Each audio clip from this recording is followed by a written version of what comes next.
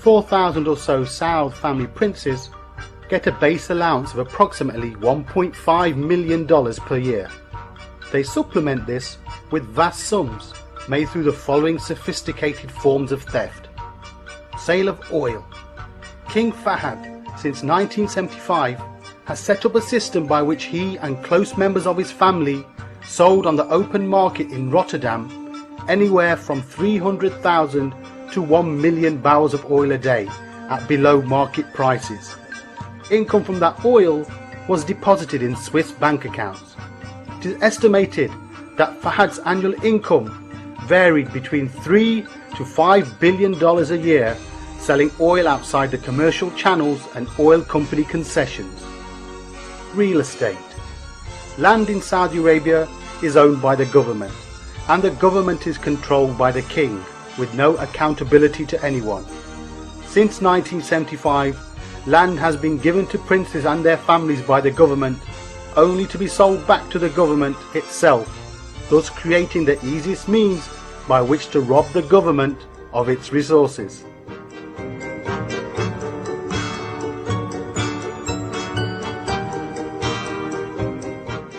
Contract fixing.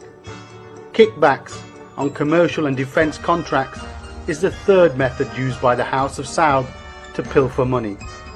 It is believed that every contract signed in Saudi Arabia has some form of kickback and commission.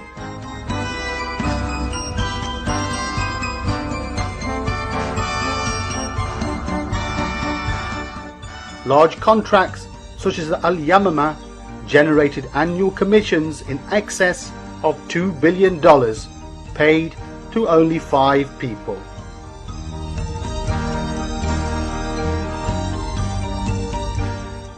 Like a giant parasite, the US administration has also assisted in exhausting Saudi Arabia of its amassed financial reserves, totaling $121 billion. All this in less than a decade, and the Saudis now have to resort to establishing credit lines with the US government. This huge strain has been placed on the kingdom's banking system due to the fact that the 9,000 members of the royal family use these funds as their personal bank accounts, and most of these loans still remain uncollected. The National Commercial Bank remains drained, and one American official ironically called the unpaid loans the biggest black hole in the Saudi economy.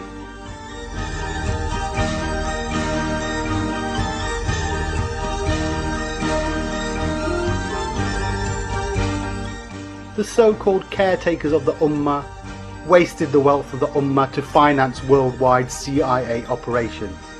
As the New York Times reports, Washington relies on Riyadh for a host of favours, from discreet cajoling of its Arab neighbours to covert financing of CIA operations conducted through the CIA or the Pentagon, financing more than $1 billion to the CIA for its operations around the world.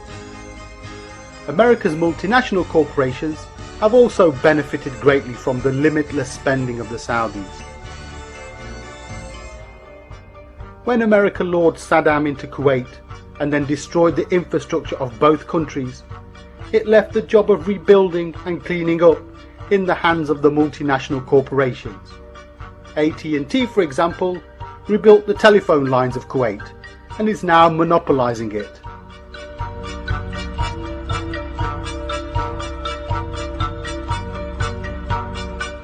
The Gulf War cost America nothing, since the caretakers of the Haramain assumed most of the expense of the Gulf War. In other words, America had her cake and ate it too. The war cost the Saudis $55 billion.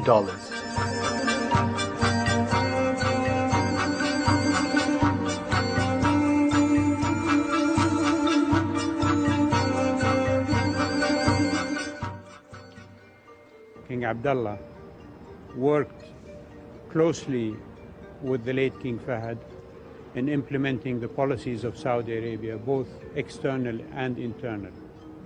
So I cannot imagine that there will be any particular change in that policy, but rather a continuation. With Abdullah assuming the kingship in August 2005, the tempo of reform to appease the West may accelerate.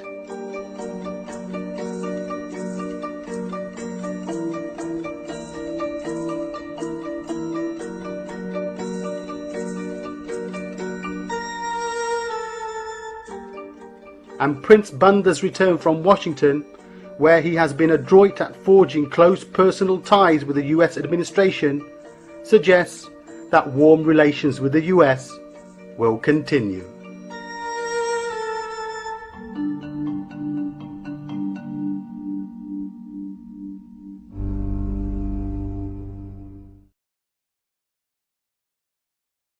When the army is swallowed, then the Mahdi is going to be attacked by another army, and this is now an army of the Quraysh, an army of the Kalb. And remember that armies are under the control of governments. The Mahdi will defeat this army, and when an army is defeated, that is the end of Saudi Arabia. Goodbye to bad rubbish. Goodbye to bad rubbish. Let it be recorded in my book tonight. Let it be recorded in your book tonight. Goodbye to bad rubbish. The most monstrous betrayal of Islam ever committed in history, committed by those who control that state.